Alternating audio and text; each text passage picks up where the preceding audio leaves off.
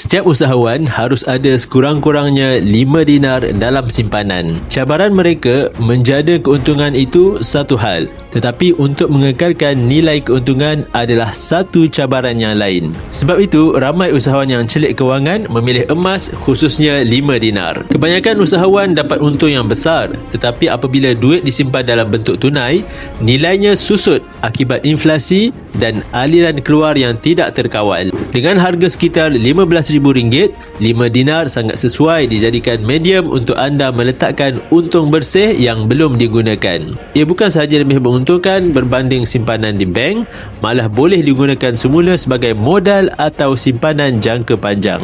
5 dinar bukan hanya simpanan tetapi sebahagian daripada strategi kewangan yang bijak untuk mengembangkan kekayaan, terutamanya usahawan. Bagi yang berminat untuk mengalihkan sebahagian simpanan ke dalam bentuk emas fizikal, anda boleh rujuk pin video saya untuk 5 langkah daftar akaun Public Gold dan saya akan bimbing anda dalam cara dan langkah-langkah simpanan emas yang terbaik untuk anda.